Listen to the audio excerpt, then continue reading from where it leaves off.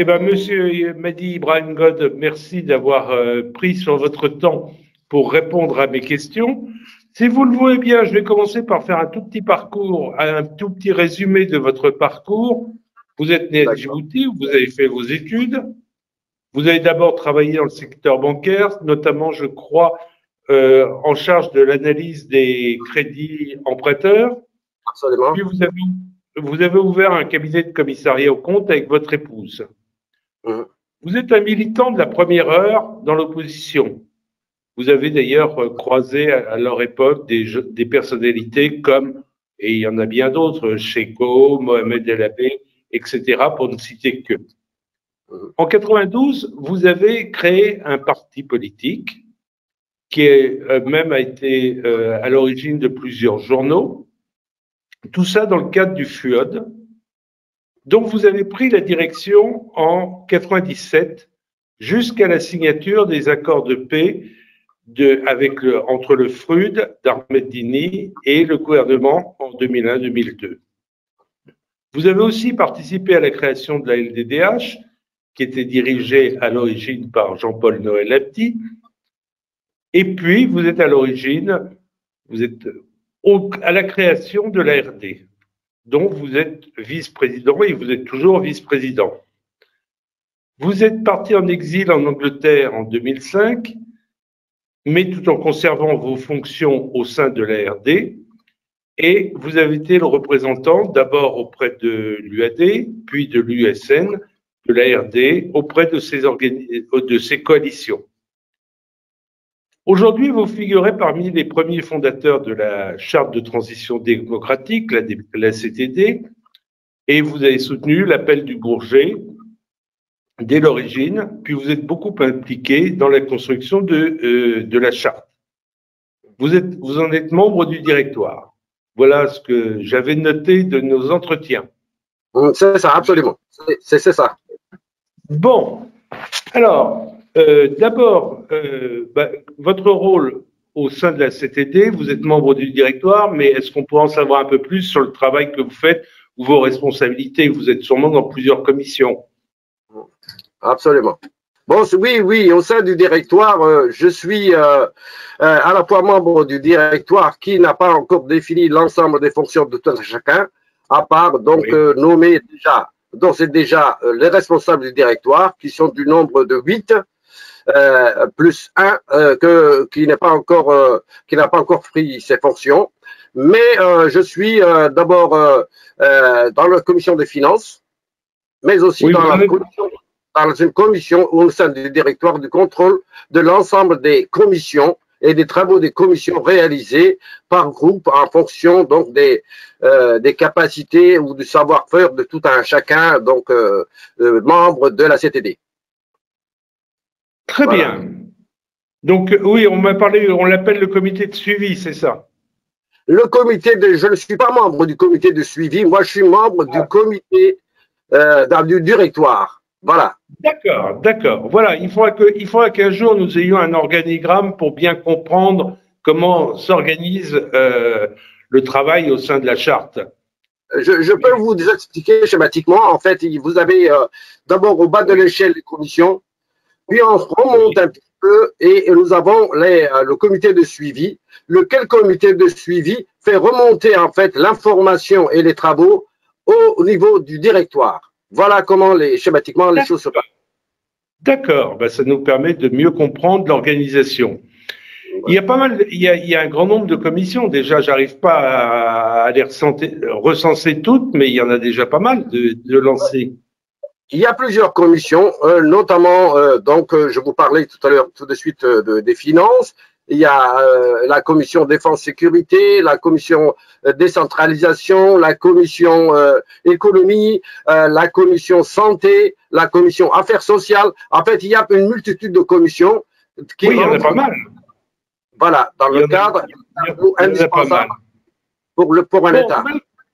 Malgré ça, vous rassemblez déjà une partie de l'opposition et une partie de la société civile et aussi des personnalités, mais il manque encore des gens à l'appel, à mon avis.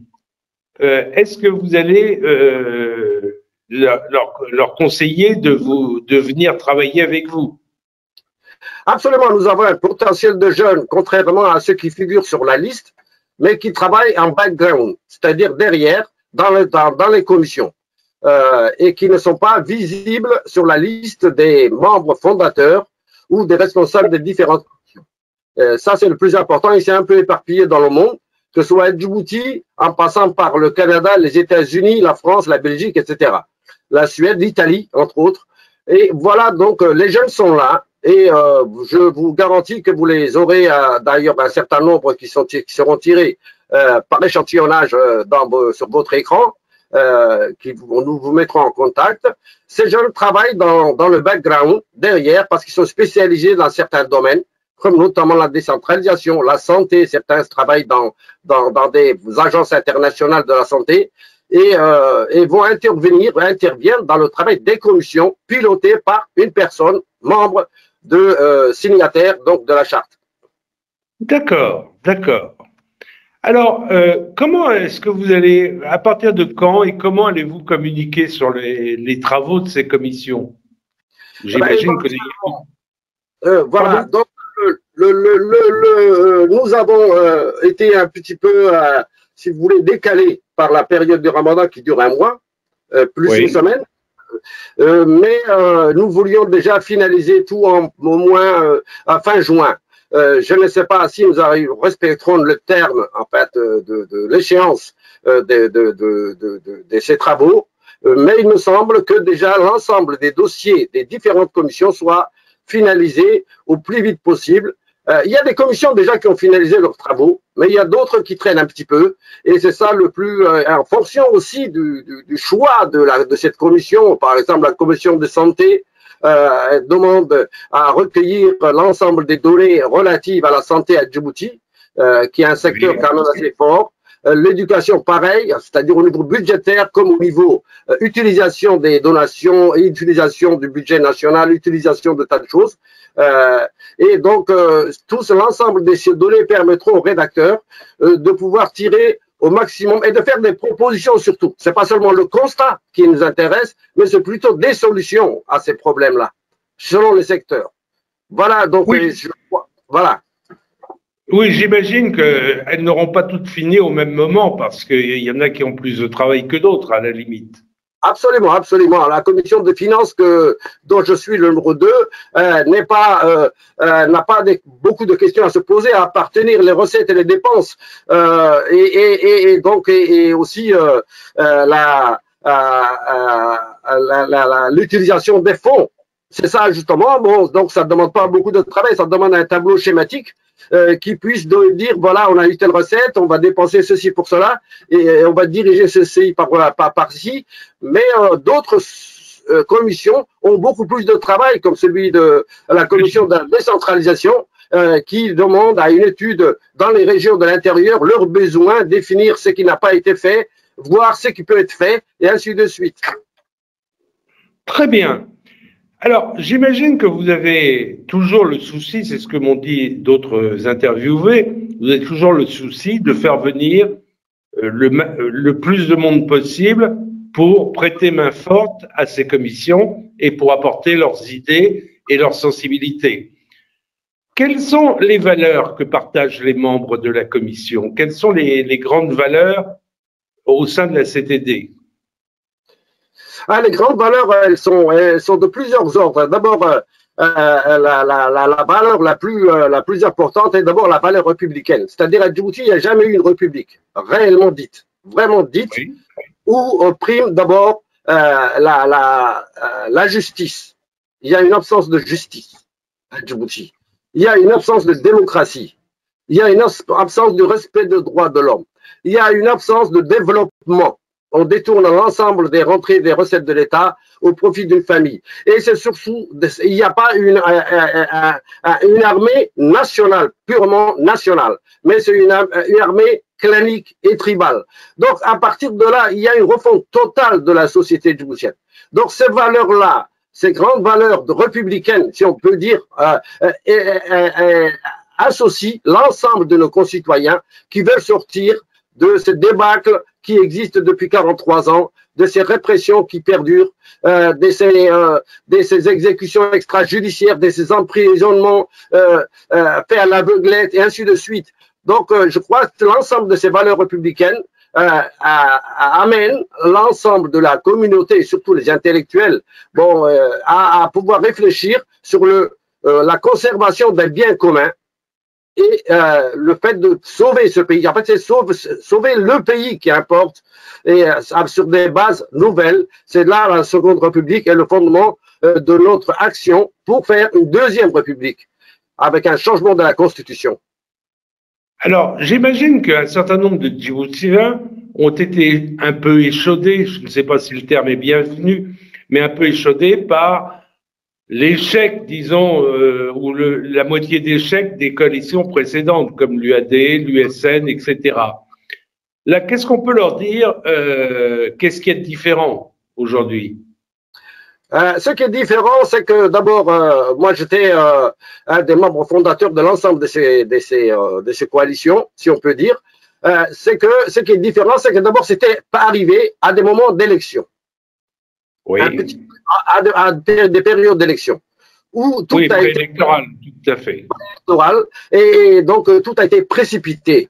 Bon, il y a eu un minimum qui a été signé, la direction, comment mener la campagne, qui va s'occuper de ceci, qui va s'occuper de cela.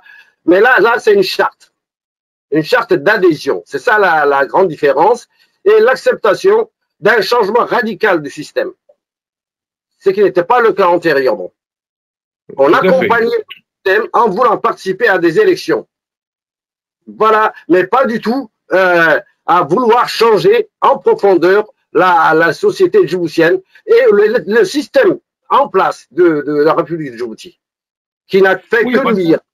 Voilà, et c'est la grande différence. Et cette charte propose justement un changement global, une révolution qui se présente aujourd'hui après 43 ans, et une prise de conscience générale de la nécessité d'un changement radical de la politique djiboutienne et de cette constitution. Oui, je suis complètement d'accord avec vous. Enfin, vu de l'extérieur, impliqué, mais je suis de l'extérieur, j'apprécie le fait qu'il y ait un travail qui soit proposé, qui soit construit, et pour proposer un programme aux Djiboutiennes et aux Djiboutiens. Et ça me paraît fondamental, et j'en félicite tous ceux qui travaillent au sein de la CTD. Alors, tout le monde n'a pas accès à Internet encore à Djibouti. Comment allez-vous les informer? Nous les informons à travers nos bases. Nos bases, en fait, nos partis politiques sont là-bas. Ils sont de 3 déjà sur le terrain. Nous attendons ceux qui veulent rejoindre la CTD, qui d'ailleurs ne sont pas nombreux, mais nous attendons, nous sommes en discussion. Seulement, nous passons par le canal de nos partis politiques, c'est-à-dire l'ARD, l'UDJ, le PND, qui sont signataires de la charte et qui suivent hebdomadairement les débats depuis Djibouti et les directives depuis Djibouti, et qui sont sur le terrain, qui réunissent les jeunes, comme les femmes, comme les responsables des quartiers, et ainsi de suite. Donc, nous passons par ce canal-là. Et aussi, donc, vous informez la population via les organisations politiques existantes à Djibouti et présentes à Djibouti. D'accord. Bon, alors, la charte, nous sommes bien d'accord, c'est organiser la transition. Mais pour que la transition puisse se mettre en marche, il faut d'abord qu'il y ait l'alternance. Il faut qu'il y ait une vacance du pouvoir. Est-ce qu'il rentre aussi dans vos attributions, je ne vais pas dire de faire un coup d'État, parce que ce n'est pas du tout la question, mais d'essayer de pousser les choses pour que l'alternance arrive plus vite? Elle arrivera, mais plus vite ça arrivera, mieux ça sera. Absolument, absolument. Nous n'exclusions aucune forme de lutte. Nous avons pris l'ensemble des moyens qu'à notre disposition, c'est-à-dire nous avons parlé de la diplomatie, nous avons parlé des manifestations, nous avons parlé de la mobilisation générale, nous avons parlé le soutien aux FRUD, qui est sur le terrain. Cela veut dire que nous ne négligeons aucune forme de renversement du système. C'est ça justement qu'il faut la nouveauté par rapport aux autres coalitions antérieures. C'est-à-dire que nous avons le même destin, le même choix, le même objectif, tous ensemble. Donc, nous utiliserons l'ensemble de ces clés pour pouvoir abattre cette porte donc verrouillée depuis tant d'années. Et là, c'est la nouveauté justement de cette charte. Oui, j'ai vu que bon, les organisations militaires sont souvent non pas rejetées, mais décriées par de nombreuses ONG dans d'autres pays. Je parle d'autres pays. Là, vous êtes associé avec une organisation militaire. En quoi on peut défendre les choses? Parce que c'est un sujet sur lequel vous allez être attaqué. Non, du tout, du tout, du tout. C'est vrai que la nouveauté dans ces pays de dictateurs, c'est d'accuser celui qui prend les armes de terroristes. Non, non, je ne pense pas. Le Frud a commencé sa guerre depuis longtemps, ce qui n'a été incompris par un système qui essayait de dénigrer comme étant une reconquête de pouvoir par une ethnie, ce qui est totalement faux. C'est que cette population est la même. La répression tombe sur le pays, sur les régions du Nord et du Sud-Ouest. Et vous en savez beaucoup plus que moi, puisque vous avez vécu en fait cette période-là. Aujourd'hui, c'est une prise de conscience nouvelle qui est là. C'est-à-dire apprécier le Frud à sa juste valeur en tant que citoyen qui a pris les armes, qui a choisi plutôt que de se battre sur le terrain pacifique, a vu la nécessité ou a jugé la nécessité de plutôt prendre les armes. Et je crois que c'est juste, puisque aucune alternance n'est possible dans le Pacifique à Djibouti. J'ai vécu, j'ai fait les prisons, j'ai subi n'importe quelle brimade et je constate, après tant d'années, qu'à Djibouti, aucune solution autre n'existe, à part un soulèvement massif de la population à Djibouti. Ville. C'est vrai que le Frud n'a jamais fait preuve d'agressivité vis-à-vis des populations, n'a pas fait d'attentats, s'est montré de façon à uniquement cibler les militaires qu'on envoyait contre lui. Et ça, il faut le reconnaître. Et c'est vrai que contre un régime qui ne sait utiliser que la force, je parlais avec Saïd Hussein Roblé, qui a pris une balle dans le cou. Bon, face à des régimes comme ça, je comprends tout à fait, et c'est ce qui fait que le Frud, je comprends tout à fait que le Frud fasse partie de la CTD. Bon, alors, en conclusion, comme je le demande toujours à mes invités, j'aimerais que vous nous disiez quelques mots pour convaincre les sceptiques, disons, qui ne sont pas encore rapprochés de la CTD. Écoutez, la CTD a déjà démontré par la signature de cette charte a formé une certaine coalition assez conséquente, si on peut dire, conséquente. Bon, certainement qu'à l'appel. Moi, j'interpelle les jeunes, surtout les jeunes, qui aujourd'hui, qui se trouvent à Djibouti ou à l'extérieur, puissent rejoindre, apprécier à juste valeur, justement, la charte qui a été signée, les travaux des commissions qui vont être rendus publics après juin, j'ai dit fin juin, mais peut-être en juillet, et c'est ça la nouveauté, c'est qu'ils comprennent que c'est dans la lutte de l'ensemble des citoyens, jeunes ou moins jeunes, soit au sein des partis politiques, soit au sein de cette coalition, que nous pouvons arriver à renverser ce système qui perdure, et nous ne devons pas donner plus de 2 ans, je dis bien plus de 2 ans, pour durer. Parce que là, le renouvellement du 5e mandat autoproclamé, il vient d'ailleurs de créer un nouveau gouvernement qui n'a rien changé en fait, et qui est le même, qui n'a pas de perspective de développement, qui n'a pas de perspective de faire jaillir un développement régional, alors qu'on s'est dit c'est un pays stable, doit dégager. Et ce régime, nous devons le faire tous ensemble, main dans la main, de Djibouti à l'extérieur. Très bien, donc, merci. Une dernière petite question.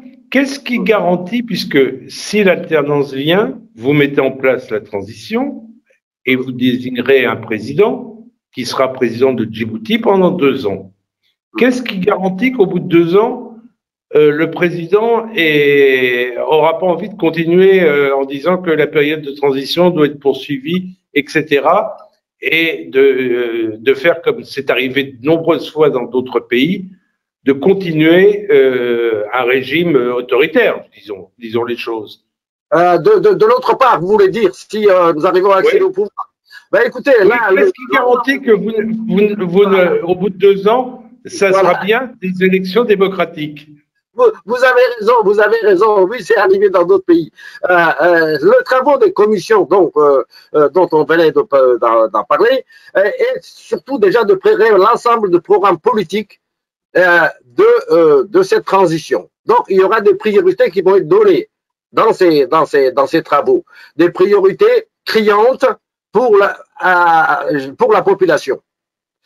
C'est-à-dire, que des exemples assez simples, le problème de l'eau, le problème de l'électricité, le problème de la santé. Donc, il y aura des priorités qui vont être données dans ces 2 ans. Bon, les dossiers économiques, bien entendu, ça va partir dans des négociations avec la Chine, avec d'autres pays, et ainsi de suite, voire… Non, nous avons tablé pour rester au pouvoir pendant 2 ans.